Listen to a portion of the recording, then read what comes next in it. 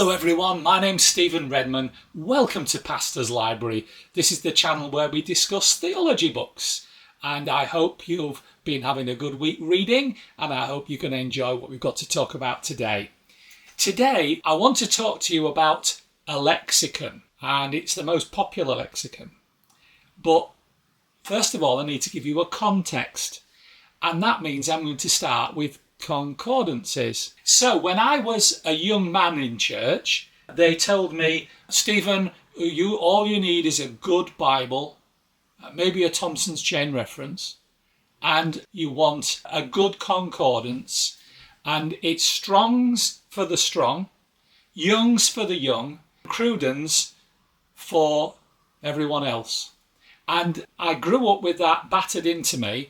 And so when I started work, I bought myself a Concordance, which this is still the one. Still in good condition. And it's entitled Concordance Complete Concordance to the Old and New Testaments. This is a helpful concordance, except it doesn't have all the words in. But for the words it does have in, it has every entry in the Bible. So it has some use. But as I went on, I realised quite quickly that I probably had just wasted my money, because really that was much more of what we call these days a compact concordance, where it's got popular words in it, but at least it had the complete list of each word, which is fair enough. But then I thought, well, let's go back and buy Young's for the Young. This is the copy I bought in 1980, and it's entitled Analytical Concordance to the Holy Bible by Robert Young. This is a whole different kettle of fish. Now, this is exhaustive in that the words that it contains, it does list every reference. And it basically just shows you the wording, and it gives you a basic English translation of each word. But this still isn't exhaustive. It doesn't have everything. And I very quickly understood that Strong's is the correct one to buy. Why I even spent the money on those two, I don't know. Although I have to say I got a lot out of Young's for a year or so. But Strong's, and again, this is the original Strong's I bought. This, like the Young's, is and the Concordance, is geared to the King James Version. This simply has the word you're looking for. It's got the English pronunciation of the word, and it has a complete list of all but I think it's 47 words that are in the Bible, and you get a comprehensive list of these, 47, it says 47 unimportant words, such as a, as, for, him, is, not, out, that, them, to us, so on. So that's what that's all about. Now, if, for example, you're looking for a word in Strong's, and if you haven't used it, then this may help you. If you're looking for a word in Strong's, then you might look up, say, for example, faith. It will lead you to a Strong's number, which is at the back of the book. You look up Strong's number, and Strong's number will give you the original language, whether that's Greek, Aramaic, or Hebrew. And it will give you an English translation, and then it will give you a pronunciation guide. And it will give you some sort of explanation of what the word might mean. Now, this is where you think Strong's is fantastic, but it's where it comes unglued a bit sometimes. Because there it will give you a number of glosses. And a gloss is something that it might mean, well, somewhere it's used, but it might not mean that in every instance that it's used. And this is where the issue of translation becomes a problem, because it might give you sort of 3 or 4 glosses in the definition section of Strong's numbers. But not all of those may necessarily apply to the word that you're looking at, because words have got a lot to do with context that they're used in. And Strong's might, in a certain context, give you a gloss that it might be applicable to that particular context, but not in every context. And I suppose this is where Strong's can just be a little bit deceptive to you. And I think that I didn't really realise that till maybe about 15 years ago. You know, you would be looking at a word, it would give you different words that it meant, and I would think, oh, well, it can mean that then. But actually, it can only mean that under certain circumstances, certain contexts of other words with it. So, Strong's is intensely powerful in that it gives you the Hebrew, Aramaic or Greek word. Fantastic, that's wonderful. But it then becomes a little bit wishy-washy in that it may not give you exactly what you're looking for in terms of meaning. So Strong's is still an excellent concordance, but it's not necessarily what everybody wants. You can get an NIV version of it. The NIV Exhaustive Bible Concordance is subtitled A Better Strong's Bible Concordance, and that's been project headed up by John Kohlenberger III.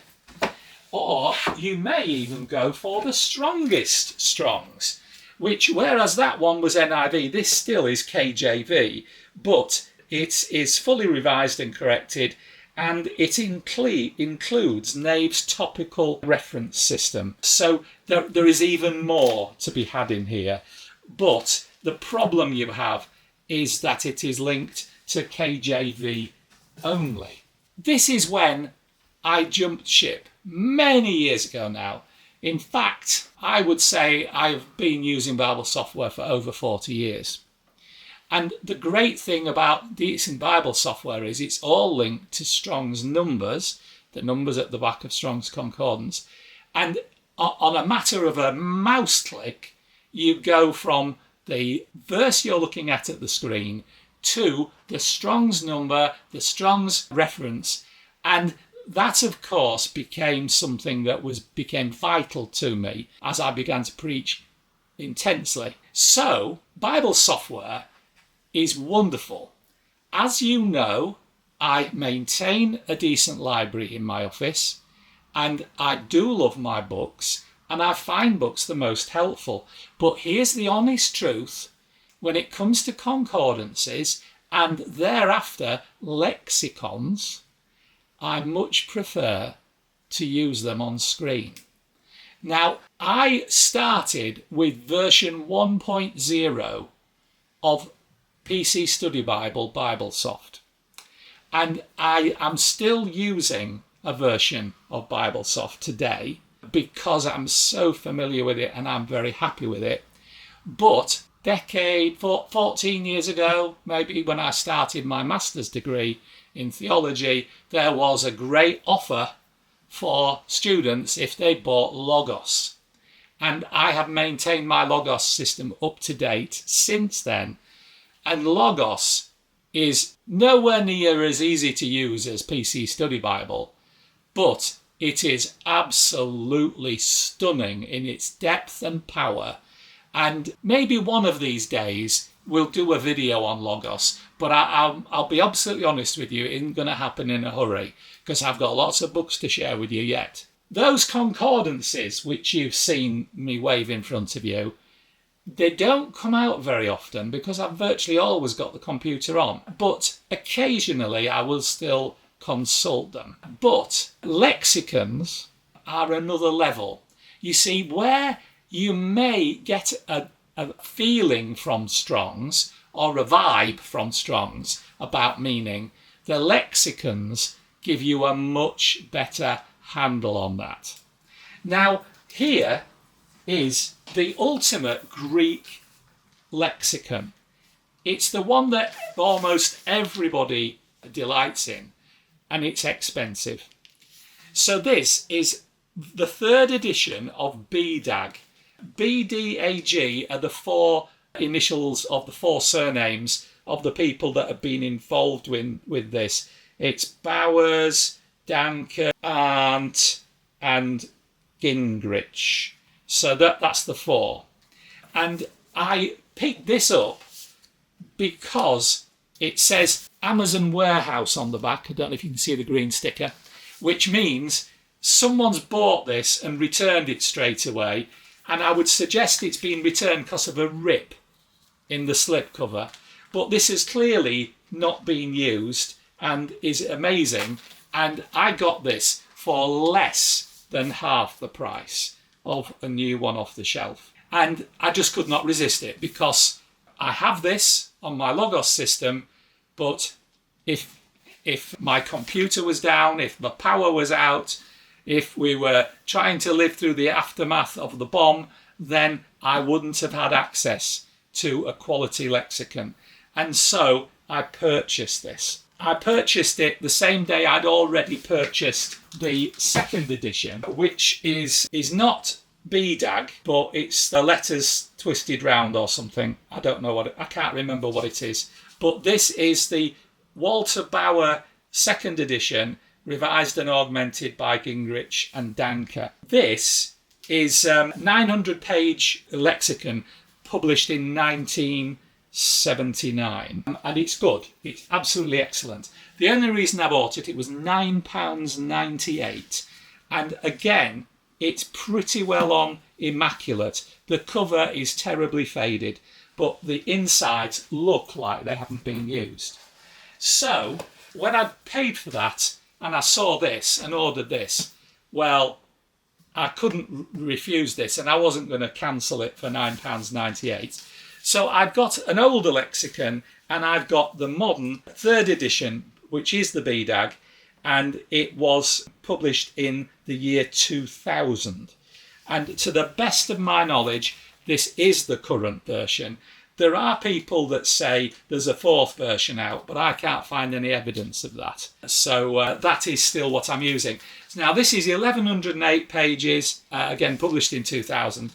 Superb piece of kit. Now, how do you use that with a concordance, with the rest of your Bible? How do you use it? Well, one thing is you need to know what the word is you're looking up. Now, for example, I have used this for many years, and again, I bought this in 1984 on the 13th of August. Now, that's in the days when I used to write things in the front of the book. But this is a Greek interlinear of the King James and the NIV, which were my 2 translations that I used in those days. And what this has is it's got the 2 versions of the Bible on one page, and on the other page it's got an interlinear Greek with an English translation. So that is very helpful. It used to help me a lot. But what you need if you've got this, or a similar interlinear, is you need to be able to look up the Greek word. Now, it does help if you know your Greek alphabet, and I can do the alpha, beta, gamma, delta, epsilon, zeta, eta, theta, iota, kappa, lambda, mu, mu, xi, omicron, pi, rho, sigma, tau, upsilon, phi, chi, psi, omega. I can do that. I can find my way round a lexicon because I know my Greek alphabet, even if my pronunciation of Greek words is not necessarily very good. But if you look up the word in your BDAG, then it gives you a whole different level worth of meaning. So, for example, pistis, Greek word for faith. This gives you all of this and all of that, and it's all what the word means. So, for example, for pistis, it will tell you that which evokes trust and faith, and it will give you a load of examples of where you can read it meaning that. It will talk about a solemn promise to be faithful. It will talk about a token offered as a guarantee of something promised. It will talk about the state of believing on the basis of reliability of one's trust, confidence or faith. It will talk about God, your trust in God. It will talk about Christ, of the belief and trust in the Lord's help. in times of physical and spiritual distress. And it goes on, and I haven't got through a third of it there. And these are all particular types of meaning and a very, very clear, comprehensive list of scriptures for you to look up to see it used in those ways. So this is an absolute godsend, which is why when you read theology books, you will see the authors referring to BDAG. Now, this is only the Greek, so it's only the New Testament in that sense. But this is absolutely a godsend. Now, what I am going to put my hands in the air up and say, this is a very difficult volume to manage in hard copy. This is somewhere where you need Logos, and there are other software packages that are equivalent or similar. Logos happens to be the one I operate. But when you've got access to it on your system, it's instant. You click on the word and boom, up comes BDAG. It's ever so clear. You can have several things open on one page at a time. If, like me, you've got a big screen. It's absolutely a godsend. So what I would say to you is probably don't do what I've done, which is buy a hard copy BDAG. I think this has been out now, current version, for 25 years. And I would suggest it's quite likely that somebody will tart it up and produce something more up to date, probably in the next 5 years, maybe 10, I would think, at the extreme. And then that might be time, if you're going to buy one then. If you can get version 3 BDAG cheap, fine, fair enough. But if not, maybe this is the time to invest in Logos or an equivalent system, because this is where things are speeded up dramatically by computer. And whereas I find it's great to be able to just shift between versions, to be able to bring up BDAG on the screen, I think that is amazing. So what I'm saying to you is this. If you, like I did at one time, depend on Strong's for the meaning of words, just see if you can get access to BDAG, because you might be slightly wrong on a few of them. It'll be probably, most words will be fine, but there are key words where they will have multiple meanings dependent on the context. And my advice to you is this is where a lexicon like BDAG is absolutely tremendous. There are equivalents in Hebrew, and I've got one, but we'll talk about that maybe another day. But again, the one that I really want is currently selling for £500 in the UK, comes in 2 volumes, and that is, it's up there on my wish list, but it isn't going to happen because I've got it in Logos. So, whereas I'm a big fan of Logos, I'm actually still a decent fan of PC Study Bible BibleSoft One Touch, which I still like, if I'm absolutely honest with you. What is really the truth is that you need something like that if you're going to be consulting a lexicon all the time. If my Greek was better, I would probably just depend entirely on my Greek New Testament, and this one is the United Bible Societies. This is their Greek New Testament. But if I could be like one of my tutors at Bible College, who stood there with his lectern out and read Acts chapter 2 to us at the speed I can read English, he was reading from this and translating on the fly, and none of us noticed until I went up to him at the very end to ask him a question, and I saw it was open, and I said, "Have you just been reading from that?" And he said, "Yes, it's all I use." Oh, man alive. Well, we thank God for people who have such gifting, but I am not that person. I can navigate my way around the Greek. I can muddle through. Hebrew, I have no chance, really. I am dependent on the tools that are in Logos. But I thank God for people that have spent lifetimes. You know, Strong spent 35 years producing his first Exhaustive Concordance. These days, we have Kohlenberger with his computers, and I don't know how long it takes, but probably about a year to revise it and update it and stuff. But, it's just a totally different world we live in with the advantage of information technology as we have it. So, I hope you'll understand I'm a big fan of BDAG. Somebody commented on when I mentioned BDAG a couple of weeks ago, and I love BDAG. I think it's absolutely great. Would I suggest you actually need it? Well, if you are preaching regularly, I would suggest it's a really noticeable advantage you get by having BDAG. If I had the option, I would have it on software, because that is just a huge time saver. And if you have anything to say about BDAG or your experience with various concordances, why not leave a comment below, because it'd be great to hear from you. Thank you so much for your support for the channel. Thank you so much for tuning in every week. And until next time, all I've got to say to you is bye!